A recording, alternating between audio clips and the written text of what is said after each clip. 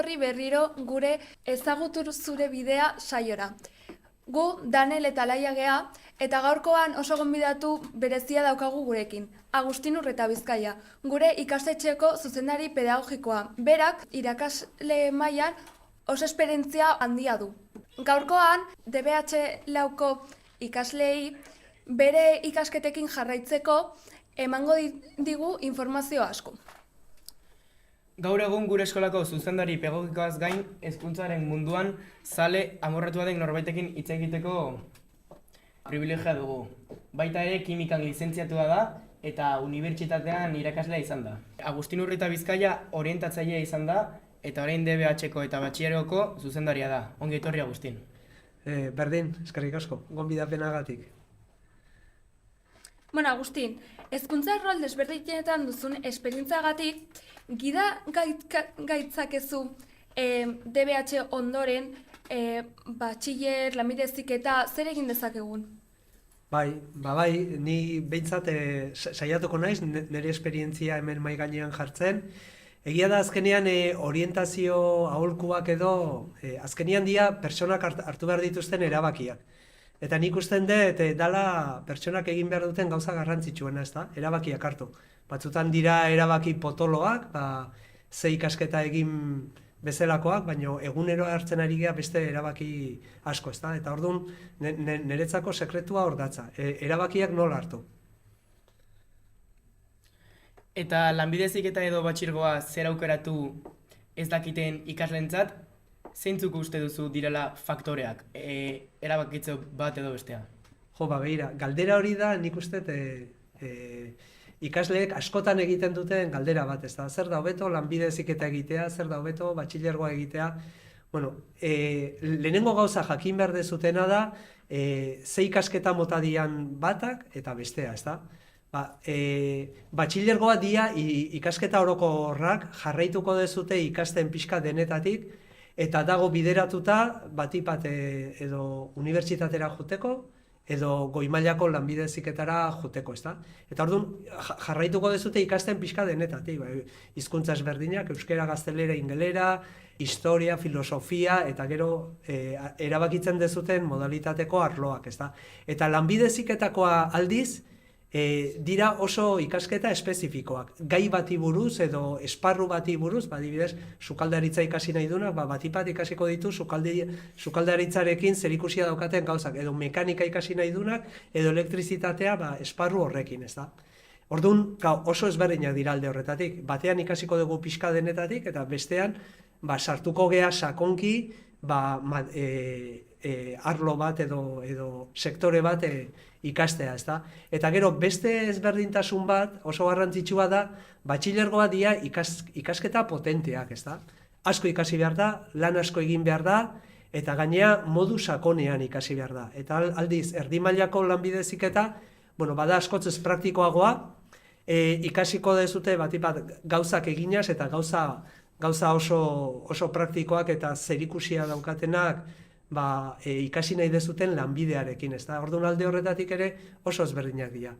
Orduan kontutan hartu behar da hor, ez da? Zer suposatzen duen batxilergoak, lan asko, egunero egitea, sakongi, lanbide heziketa, ikasiko dugu espezifikoki ja ofizio bat, baina lan karga ez da hainbestekoa izango, edo exigentzi maila. Azkenean batxilergoan bi urtez preparatzen zaituzte unibertsitaterako bidea, ez? Osea, unibertsitatean bi urtez bakarrik prestatzen zaituzte unibertsitatean zure egunerokotasunean. Gehiago enfokatuta dago. Hoi da.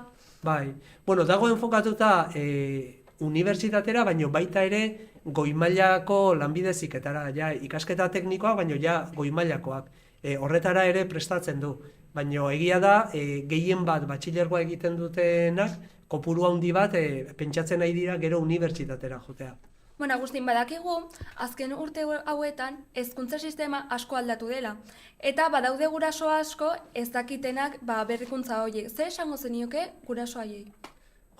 Egia da, azken urte hauetan aldaketa handia egon da, ezta? Orain dela, suposa dezagun, 21 urte edo, protagonismo guztia zan irakasleona, ezta? Irakasleok normalean erakusten genuen esplikatuz gauzak, ikasleak entzute zuten, eta gero praktikan jarri behar zuten, irakasleek erakusten geniena, ezta? Edo irakasleoi entzuten geniona.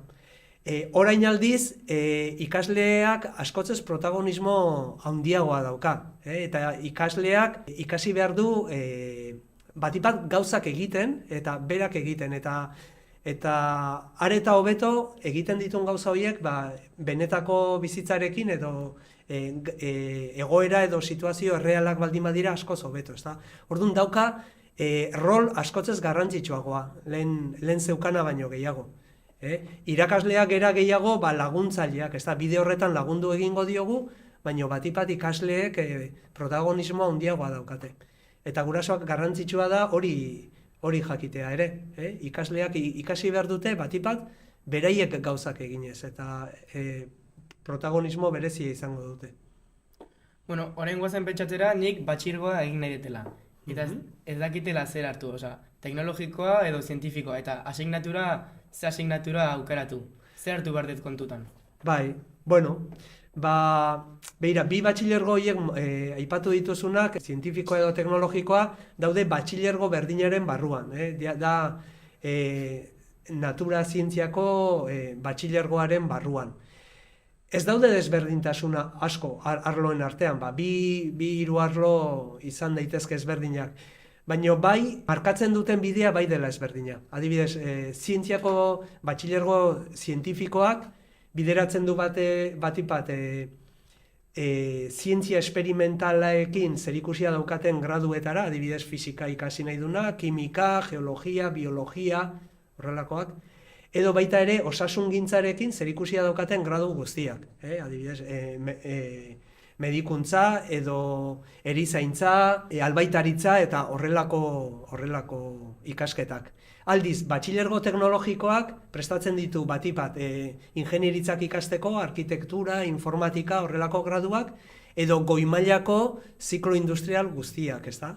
Orduan, batipat argi eduki behar dana da, ondoren nik ze ikasi nahi dut, ez bakarrik arloak. Eta gero arloak, zerikusia daukate ikasketa horiekin, adibidez, osasun zientziak edo zientziako batxilergoa ikasi nahi dunak, hobe da biologia, kimika horrelakoak ikastea, eta aldiz arlo teknologikoa ikasi nahi dutenak, teknologia, marrazketa teknikoa, horrelakoak aproposagoa dira. Baina beste arlo guztiak berdinak dira. Badaude ikasle asko, laugarren mailan, bere ikasketekin jarraitu nahi dutela eta lanbide heziketa egin nahi dutena. Baina ez dakite ze lanbide heziketa egin. Zeintzuk izango litzateke lanbide heziketako gradu onenak, zeintzuk ez dizu ateak ixten, hau da, zeintzuk dauke irtenbide gehiago. Ja, bueno, ez da galdera erresa, erantzuteko.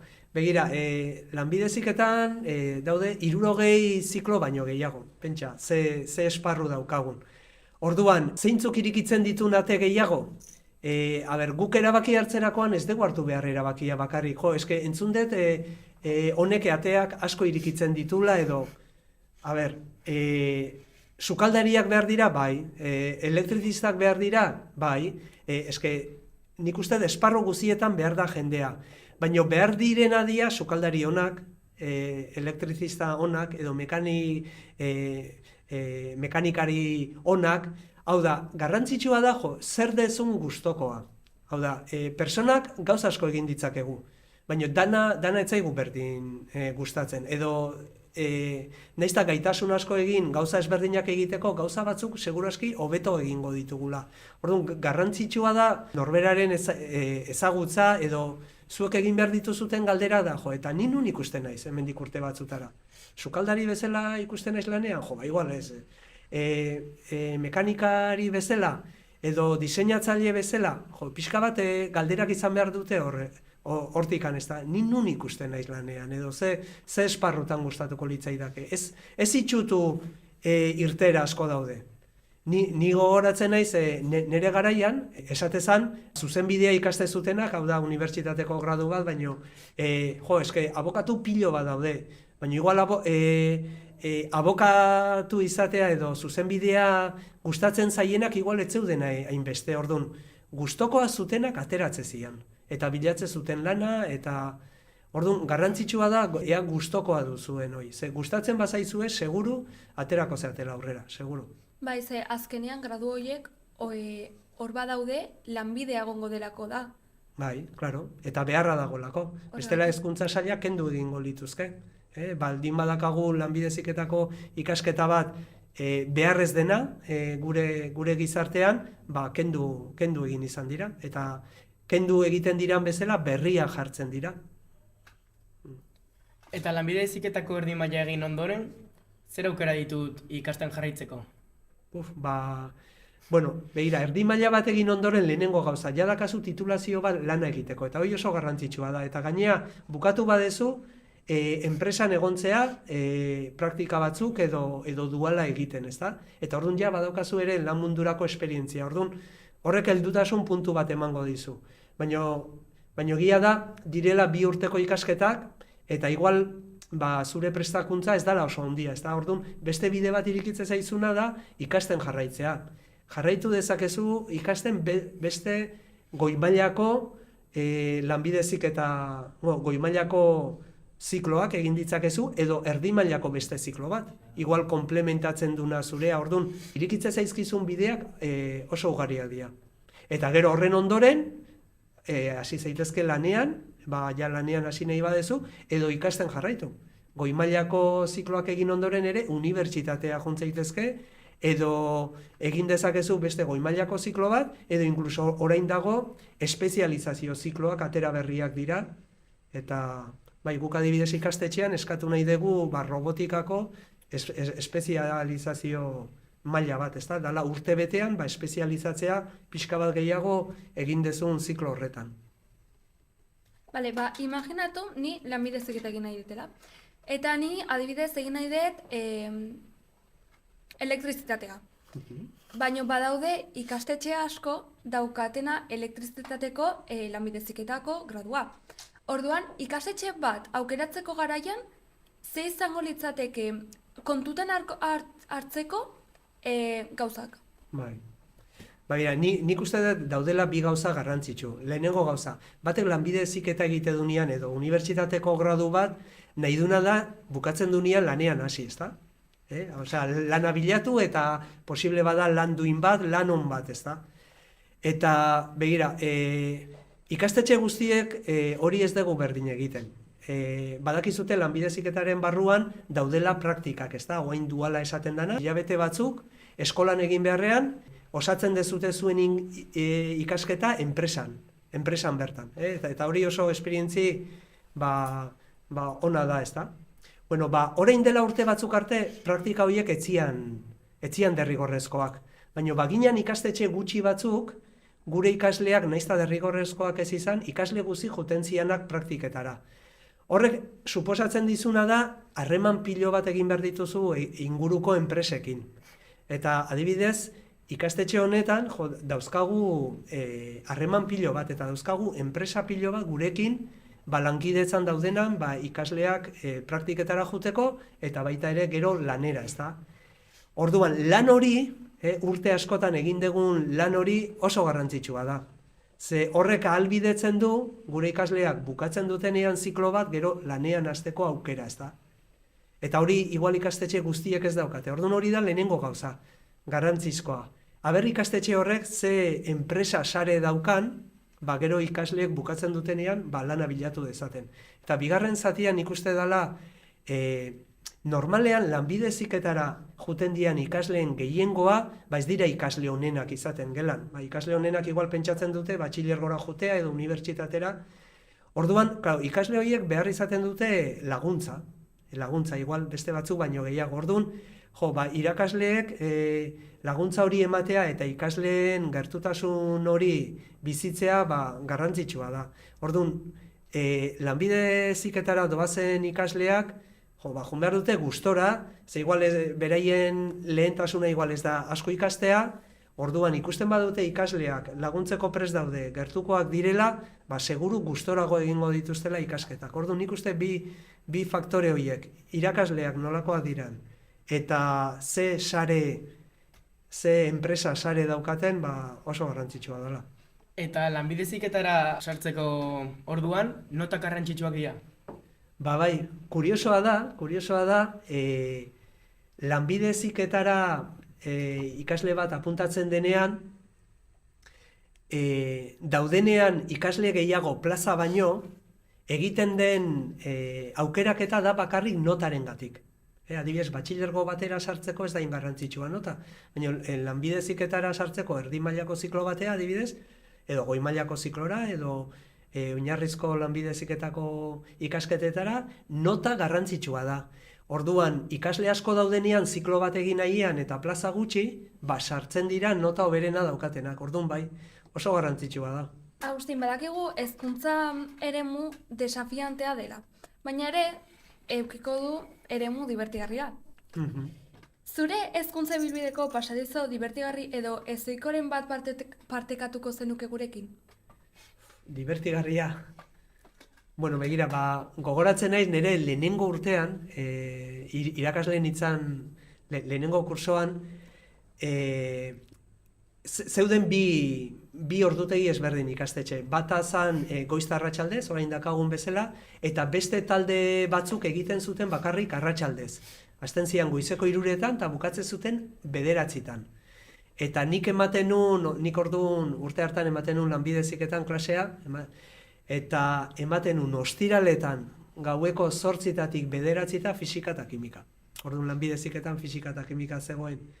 Eta inauterik zian, eta nik esaten nun, jun behar dut, inauteritan, azkeneko orduan klase ematea, eta esan nun, ikasleentzako zerbait divertigarria izateko, jungo naiz mozorrotuta.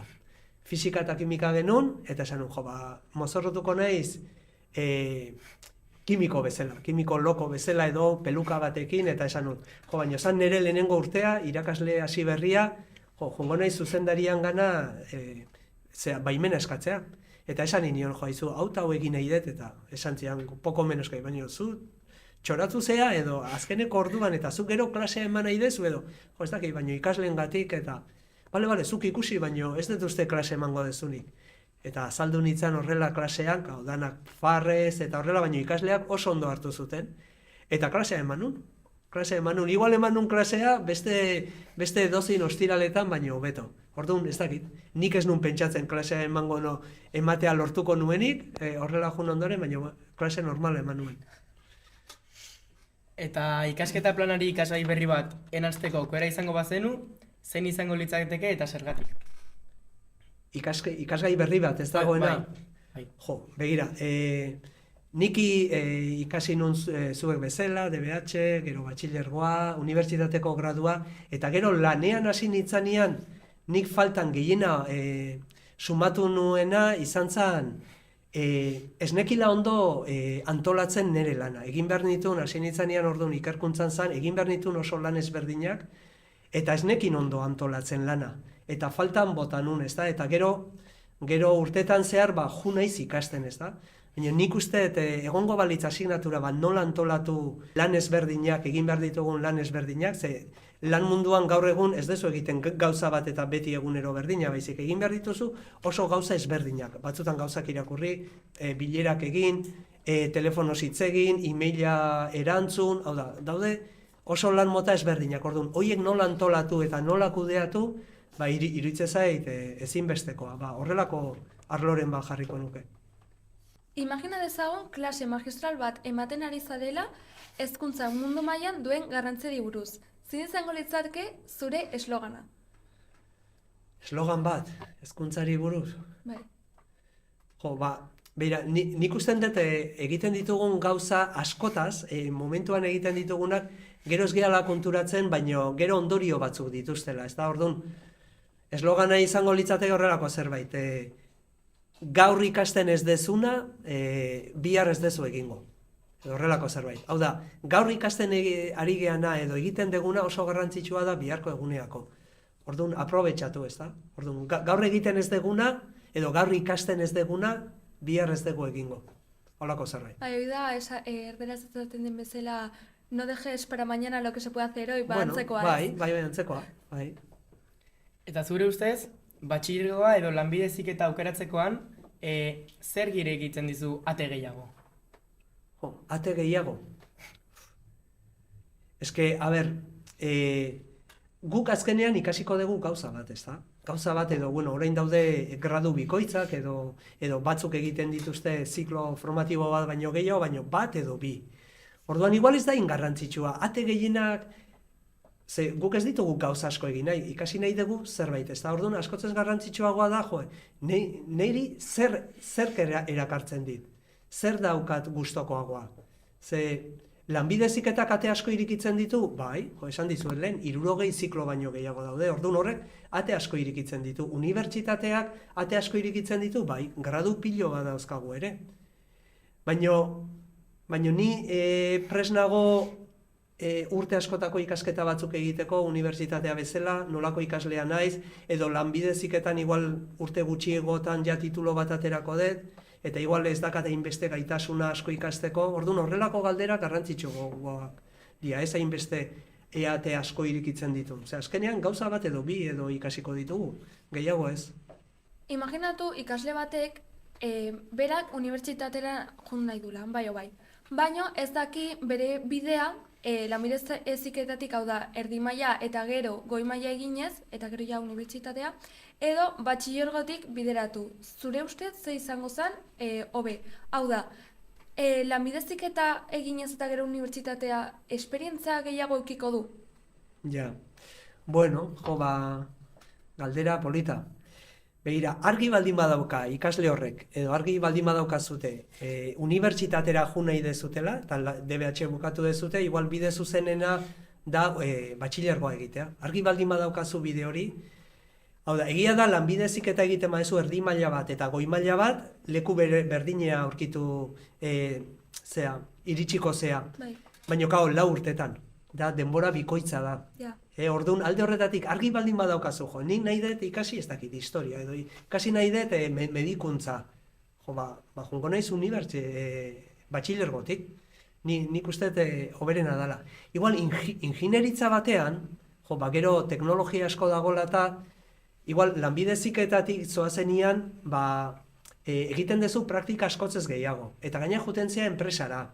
Eta enpresaren esperientzia hartzen duzu ere, orduan, igual alde horretatik, bai igual izan daiteke interesgarria, baina argi baldin badaukazu, gero gradu bat egin nahi dezula, ni desde luego batxilergotik joango nitzala, denbora engatik, ez da, 2 urtetan ja hor egongo zea. Gero ere, unibertsitate ondoren guk hemen izan ditugu, ikasleak etortzen diala goi mailako ziklo bat egitea. Eta hori ere beti eukiko dezu denbora. Bueno, Agustin, zu kimikan lizentziatu gara zara, eta orain irakasle eta zuzendari bezala egiten duzu lan. Karrera egin baino lehen hau jakingo bazenu, segituko zenun karrera egiten? Bueno, nik kimika egin nun, kimika egin nun ez oso konbentzitu da. Nik egin nahi nun arkitektura, bere garaian, baina etzegoen hemen, Gipuzkoan etzegoen, eta nire familiak esan zian ikasi behar nula zerbait hemengoaz, ez genitun baliabidea nik kanpora joteko ikastea edo, eta orduan, hemen zeuden ikasketetatik aukeratu nun kimika. Baina nik bestela arkitektura hemen egongo bali, seguru arkitektura edo ikasiko nula. Gero, ikasi ondoren, eta beti gustatu izan zait irakaskuntza, oso baliagarria izan da irakasle izateko. Orduan, azkenian irakasle izan zaitezke gradu oso ezberdinak ikasten. Euskara ikasten badezu, filologia bat, irakasle izan zaitezke. Ingenieritza egiten badezu, irakasle izan zaitezke, hau da. Gradu askok irikitzen dute ate hori, ez da? Eta nolaz, nik nahiko garbi neukan gero lanean irakasle izan nahi nula, gauza bat ikasi edo bestea, seguru irakasle bezala bukatuko nula. Baina, klaro, hobe da igual ikastea espezialidade bat gustokoena daukazula. Batxilergoaren eta graduaren arteko aukeraketak nola egingo die nire etorkizuneko enplegu aukerei? Bai, bueno, Ondo ulertu badu galdera da, ea ber, zen edokan irten bide gehiago edo... Bai. Bueno, nik uste bi aukerak diala onak, Hau da, lanbide heziketak irten bideak argi daude. Gaur egun enpresak eta gure inguruko enpresak behar dute eskulan kualifikatua, esaten dana, hau da, jende teknikoa edo jendea bere lanbidea daukana eta ondo prestatuta daukana, eta unibertsitateko graduatuak ere behar dira. Orain dela gutxi irakurtzen nun ingineru pilo bat behar direla, entzun dugu ere medikuak falta zaizkigula, erizainak falta zaizkigula, orduan nik uste nolaz populazioa jaisten ari den ere, populazioa pertsona asko behar ditugu esparru askotan ondo prestatuak. Eta bai lanbide heziketatik joan direnak eta bai batxilergotik. Garrantzitsuena da ondo prestatzea eta gero gustokoa izatea. Eta gero, lana ondo egitea, ezta? Zure ustez, pertsona batek egiten duena erdi maila, goi maila eta gero unibertsitatea, uste duzu dela denbora galtzea? Ez da denbora galtzea. Aterako da esperientzia askokin, lanbide heziketan eta horrek ematen duen plusarekin, jakingo dula gauza asko eta arazo asko konpontzen, batxilergoa dira ikasketa teorikoagoak. Eta gero eukiko du, egin badu erdi maila eta goi maila bi aldiz gutxinez egon izan da enpresan. Praktikak egiten edo duala egiten. Orduan horrek ematen dion esperientzia ere, enpresan kurso batean egongo zen 3 hilabete eta beste zikloan beste 3 hilabete, hori esperientzi oso aberatsa da. Egia da, unibertsitatera joango da 2 urte berandugo. Baina jasoko duen esperientzia, oso aberatsa da. Zer batxiller mota aukeratu ez dakien ikasle batek, zer batxiller izango zen hobea berarentzat? Hoberena, Eske, batxilergo bakoitzak prestatzen ditu gradu mota bakoitzeko, ez da? Orduan, klaro, nik, galdera klabea da, zein mota batxilergo da hoberena, da, segun ze ikasi nahi duzun. Orduan, ez dakit dagoen erantzun garbi bat horretarako. Orduan, pentsatu behar dezute, batzutan igual errexago da deskartatzea, ez da? Deskartatzea. Edo batzutan fijatzen zeate ze arlo dituzuen gustokoak. Nei adibidez, nik argi neukan, nei gustatzen zitzaizkidan matematikak, zientziako arloak, horrelako gauzak, ez da? Eta persona bati hainbeste gustatzen zaionian arloiek zerbaitegati da. Aldiz igual historia edo arlo humanistikoak edo ez ziaten hainbeste erakartzen, ez da? Eta horrek zerbait esan nahi du. Orduan, ni jutea adibidez, zientziako edo teknologiako batxilergo batek pentsatzen dudalako irtera gehiago ditula, baina gero hor ikasi ditzakedan gauzak ez baditu gustokoagoak, zergatik joango naiz horretarako. Edo alde horretatik, zergatik joango naiz. Orduan, pentsatu behar dezute gehiago ze gauza dituzuten gustokoak. Baina hala ere, ez baldin badaukazute argi, ikusita batxilergo mota bakoitzak, nik uste naturzientziako batxilergoak, ate gehiago irikitzen ditula. Guk ikusten badegu gero zenbat ikasketa egin daitezkeen batxilergo horren ondoren, igual da ate gehien irikitzen dituen batxilergoa. Bai, ze jende asko egiten du batxiller zientifikoa eta gero igual magisteritza egite dut. Bai, baina egin dezake. Magisteritza adibidez egin daiteke edozein batxilergo motatik. Badaude gradu batzuk edozein batxilergo motatik egin daitezkenak. Bueno, guraso asko daude kezkatuta bere seme-alaneben lan etorkizunarengatik. Zuk, gurasoa izango bazina, zer esango zenioke zure semeari, aukeratzeko edo gidatzeko? Bai, galdera ona da. Nik seme-alabak baditut eta tokatu zait gida lan hori egitea edo. Begira, lehenengo gauza esango niena gurasoei, erabaki hartu behar du zure semeak edo zure alabak. Berak erabaki behar du. Zuk egon behar dezu hor, informazioa emateko, edo esateko nola ikusten dezun, baina azkenean oso garrantzitsua da zuek ikasleak erabakia hartzea. Ze erabaki hartzen degunean ere konpromiso bat hartzen dugu. Nik erabakitzen dut batxilergoa ikastea, asko ikasi behar dela, konprometitzen naiz asko ikastera. Bai, eta gustura egitea. Bai, eta gustora egitea, eta egin behar diodan, edo eman behar diodan dedikazio ematea. Orduan, garrantzitsuena gurasoi esango nioke, erabaki hartu behar dute ikasleek. Eta gero, hartu behar dute, zerbait gustokoa dutena, edo zerikusia daukana bera nolakoa den, hortikan. Ez pentsatzeko, eske egingo dut ingenieritza, ze irtenbide pila badaude. Ez. Zu ez bazaizu gero gustatzen, ingenieroak pilo badaude, baina bere lana maitatzen dutenak edo bere ikasketa maitatzen dutenak igual ja ez dira hainbeste. Edo ni goatzen naiz nire garaian, gradu batea etzinanean juten eta ja plazak ez zeudenean jendea jutezan magisteritza egitea. Baina niretzako magisteritza adibidez izan behar du bokazio duen ikasketa bat, eta benetan gustatu behar zaizkizu aurrak eta irakasle izatea, eta orduan ez da ingarrantzitsua zenbat irtera dauden, baizik gustokoa dezun edo zurekin zerikusia daukan.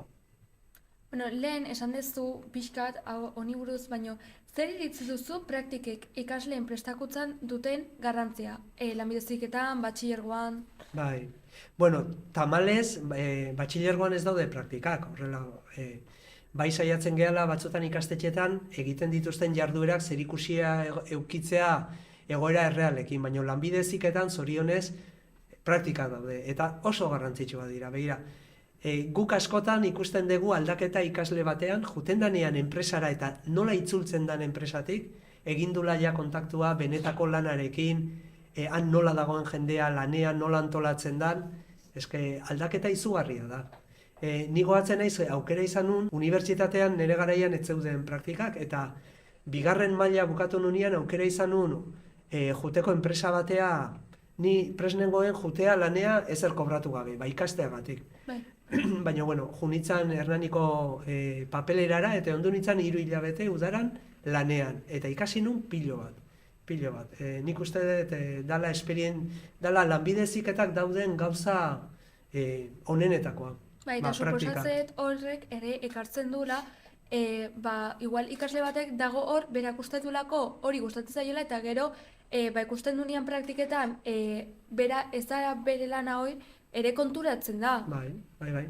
Claro, azkenean guk ikasten dugu ere, edo esperientziak hartu dezakegu erabaki bat, eta gero azten gehan ian horretan, igual erabaki horrek balio digu ez, argi daukat, hau hemendik ez detela jun behar, hau da, erabaki guzik ez dira, badakate buelta, nik hartu dezake bide bat alde batea, baino konturatu hortik ez doala, nire bidea, berriro hartuko dut beste alde batea, ez da? Bueno, Agustin, eskerrik asko zure esperientziak gurekin partatzeagatik, eta plazerra izan da, eskerrik asko zuei. Oso entretenegarria izan da, eta espero dugu gure entzunleek asko ikastea. Eta ez galdu ezagutu zure bidea atalaren hurrengo atala. Bertan, etorkizun akademikorako aukera liluragarriak aztertzen jarraituko dugu. Hurrengora arte!